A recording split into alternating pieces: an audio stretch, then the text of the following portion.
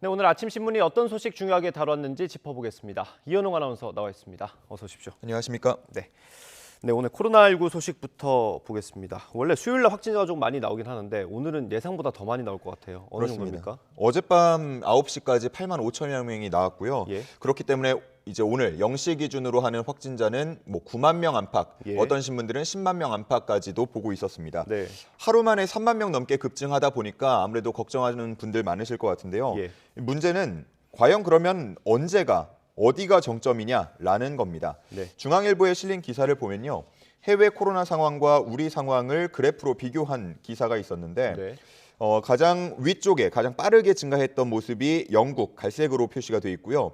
그다음에 빨간색 그래프가 미국 상황입니다. 네. 그리고 우리나라는 파란색으로 나타나고 있는데 이게 10만 명당 하루 확진자 수를 나타내는 그래프입니다. 예. 보면은 움직이는 양상이 좀 다르다는 걸 확인할 수 있습니다. 일단 오미크론 확진자가 처음 발생한 거는 대부분 11월 말에서 12월 초로 비슷한데요. 미국과 영국은 빠르게 3주 만에 우세종이 됐고 그로부터 얼마 후에 정점을 찍고 급격히 내려오는 모습 확인할 수 있습니다. 네. 반면에 우리나라는 우세종까지 가는데 7주가 걸렸거든요. 예. 그러니까 미국이나 영국과 비교하면 2배 정도가 걸린 건데 거리 두기를 철저히 지키고 방역 패스를 도입하고 그러면서 피해 최소화 전략을 썼기 때문이라고 기사는 표현을 했습니다.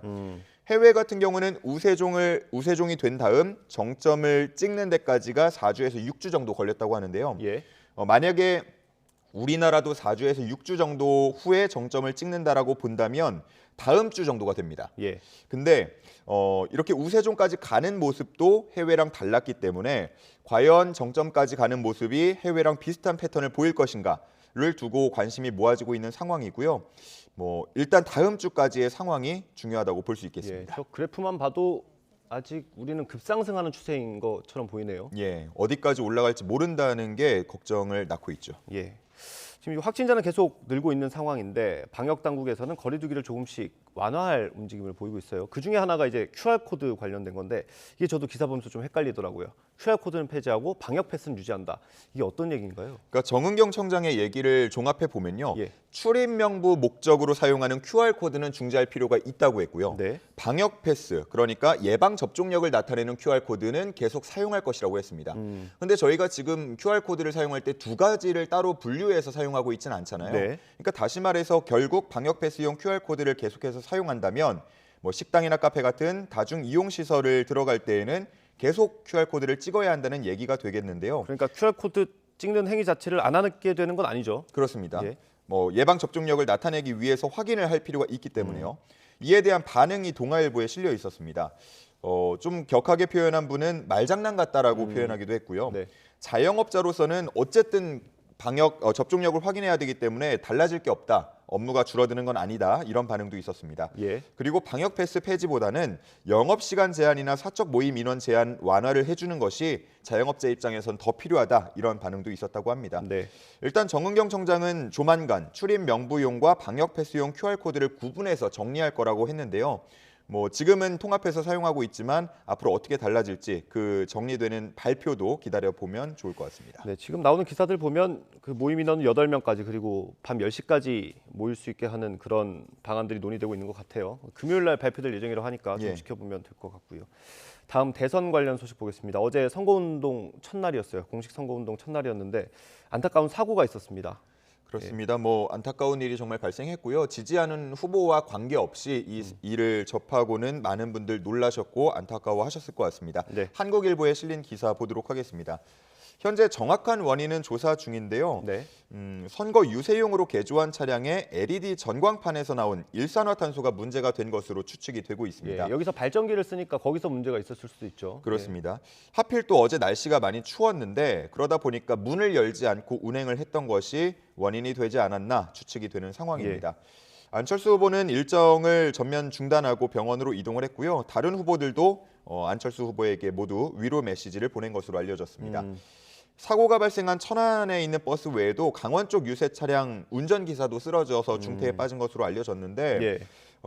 국민의당이 개조해서 운행하는 유세 차량이 총 18대라고 해요. 네. 단순히 과연 환기만 하면 해결될 문제인지 예. 만약에 환기만 하면 된다면 이 추운 날 환기를 하고 그 체온 조절이나 이런 것들은 어떻게 할지 예. 그리고 또 다른 문제는 없는지 철저히 조사가 이루어져야 할 것으로 보이고요. 아마 뭐 공식적으로 발표는 안 됐습니다만 다른 당도 마찬가지로 유세 차량을 점검할 것 같습니다. 예. 일단 현재 운행 중인 차량을 점검해야겠고요. 무엇보다 중요한 건 지금 치료 중인 분께서 좀 빨리 회복을 하셨으면 좋겠습니다. 맞습니다. 네, 다음 대선 얘기 조금 더 해보겠습니다. 이제 3주 정도 남았는데 지지율 조사 나오는 거 보면 뭐 박빙입니다. 그래서 작은 변수도 사실 큰 영향을 줄 수 있는 것 같긴 한데 신문 기사들 어떻습니까? 예, 끝까지 정말 알 수 없는 흐름으로 이어지고 있다 보니까 네. 과연 남은 변수들은 무엇이 있느냐 그걸 조명한 기사가 한겨레 신문에 실려 있습니다. 네. 총 4가지 정도로 정리를 했는데요. 가장 중요하게 가장 앞에 다룬 게 바로 야권 단일화였습니다. 네.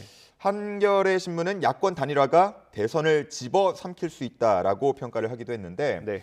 사자 대결로 보면은 여론조사에서 지지율이 각 박빙으로 다 나오지만 예. 야권 단일화가 됐을 경우를 생각하면 대부분 여론조사에서 이재명 후보가 10%포인트 안팎으로 밀리는 것으로 나왔기 때문에 그만큼 야권 단일화가 주목이 된다고 했고요. 예. 그리고 두 번째로 이번 대선의 특이한 점 중 하나가 샤이 보수가 아니라 샤이 이재명이다라고 썼습니다. 네.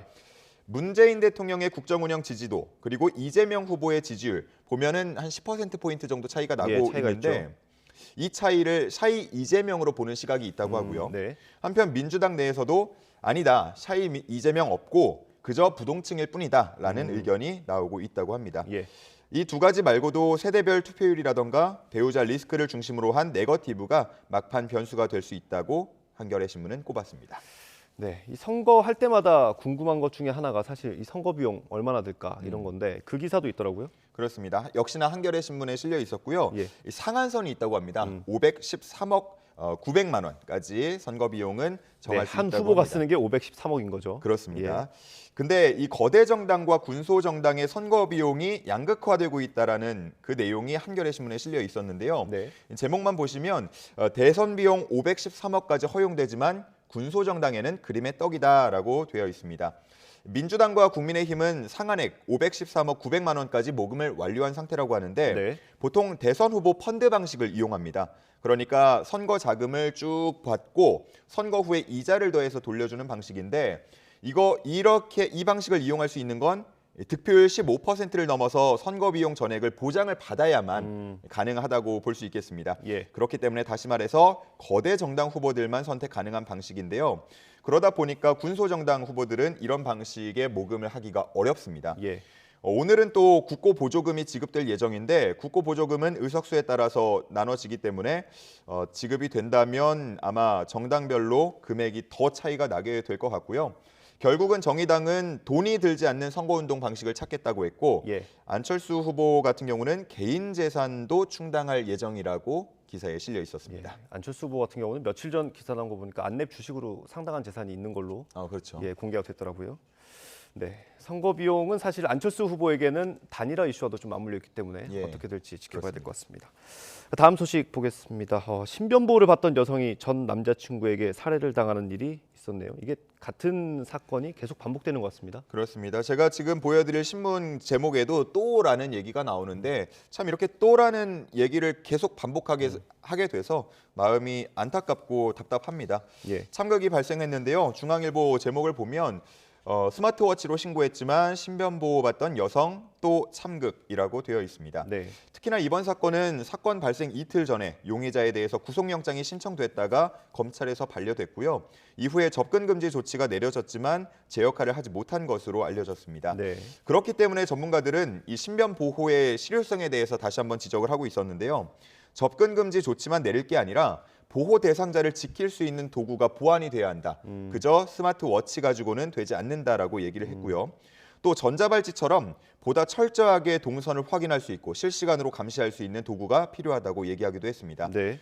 또 보호 대상자가 머물 임시 보호처가 마련돼야 한다는 의견도 있었고요. 접근 금지 등 긴급 응급 조치를 위반했을 때 부과되는 과태료가 최대 1,000만 원에 불과한데 처벌 수위를 높여야 한다는 의견도 나오고 있었습니다. 네, 결국 제도에 허점이 있고 또 제도가 약하다라는 얘기인 것 같아요. 좀 다시 한번 점검을 해서 계속 점검을 해서 이런 일이 다시는 없었으면 좋겠습니다. 다음 올림픽 관련 소식 보겠습니다. 어제 뭐 좀 논란이 있었던 여자 피겨 경기가 있었죠. 우리 선수들 경기 어땠습니까? 우리 선수들 경기만 보면 굉장히 훌륭하게 잘했고요. 예. 그 논란의 중심이 됐던 발리에바 선수가 네. 결국은 1위를 차지했습니다. 그러게요. 예. 우리 선수를 보면 유영 선수가 6위를 차지했고요. 네. 그리고 김혜림 선수가 9위였습니다. 모두 25위 안에 들었기 때문에 내일 프리스케이팅에 출전할 수는 있게 됐습니다. 네. 어제 경기 보신 분들 아마 이런 똑같은 마음이셨을 것 같아요. 정정당당한 점프가 더 아름답다 이렇게 느끼셨을 것 같은데 서울신문에 실린 기사에도 우리 선수들 모습 나오지 않습니까? 네. 1위보다 더 빛나는 모습이라고 감히 말할 수가 있을 것 같습니다. 여자 선수로는 트리플 악셀이란 기술이 상당히 어려운 기술인데 예. 유영 선수가 어제 도전했고요. 예. 물론 완벽하게 성공해내진 못했지만 굉장히 멋진 시도로서 박수 받을 만했습니다. 유영 선수는 유영 선수의 트리플 악셀 도전을 네. 한유 유주르 선수의 쿼드러플 악셀 도전과 비교하기도 했는데요. 네. 한국 여자 피겨의 수준을 올려놓는 의미가 있다라고 이 신문은 표현을 하기도 했습니다. 예. 내일 프리스케이팅에서도 유영 선수 트리플 악셀 준비하고 있다고 하니까 내일은 또 멋지게 완벽하게 성공해냈으면 좋겠다는 마음도 듭니다. 유영 선수는 아직 10대더라고요. 17살이던데 예. 앞으로 장래가 정말 촉망받는 선수인 것 같습니다. 오늘 주요 경기가 꽤 있더라고요. 쇼트트랙 그리고 컬링도 경기가 있죠. 그렇습니다. 쇼트트랙은 마지막 날이고 많은 네. 분들께서 좋아하는 종목이기 때문에 아마 저녁에 TV 앞으로 많이 모이실 것 같은데요. 네. 하나씩 살펴보도록 하겠습니다. 쇼트트랙 관련 기사는 조선일보에 실려 있었는데요. 이제 딱 두 종목 남았습니다. 모두 오늘 저녁 펼쳐지고요. 여자 1500m 그리고 남자 5000m 계주입니다. 여자 1500m는 오후 8시 30분에 준준결승부터 시작해서 준결승, 결승까지 쭉 하루 만에 다 치러집니다. 우리 선수로는 이유빈 선수, 김아랑 선수 출전하고요. 에이스의 최민정 선수 나섭니다. 특히나 최민정 선수에 대한 기대가 클 수밖에 없는데요. 네. 메달을 하나 더 추가하게 된다면 총 5개가 됩니다. 그렇습니까? 그래서 역대 동계올림픽 최다 메달리스트가 된다고 하니까 예. 그 부분도 관전 포인트가 되겠고요. 최민정 선수가 이전까지 경기를 펼치면서 한 바퀴만 더 있었으면 좋았겠다라는 인터뷰를 했다고 합니다. 아쉬운 마음이 많이 들었다고 하는데 오늘은 마음껏 질주를 했으면 좋겠습니다. 네. 한편 남자 5000m 계주에는 황대헌, 곽윤기, 이준석, 박장혁, 김동욱 선수가 준비 중이고요. 9시 44분에 펼쳐집니다. 네. 아마 많은 분들께서 이 분홍색 머리를 한 곽윤기 선수에 대해서 주목을 많이 할 텐데요. 그동안 뭐 맏형이기도 하고 판정에 대한 거침없는 의견을 제시했다 보니까 예. 곽윤기 선수의 그 질주하는 모습을 많이 기대를 하고 계십니다.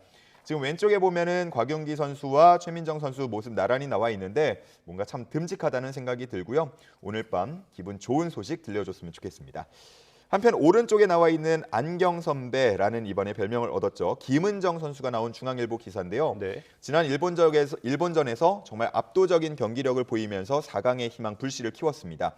오늘 2연전이 마찬가지로 펼쳐지는데요. 네. 오전 10시 5분에 스위스전이 열리고 오후 9시 5분, 저녁 9시 5분에 덴마크전이 펼쳐집니다. 예.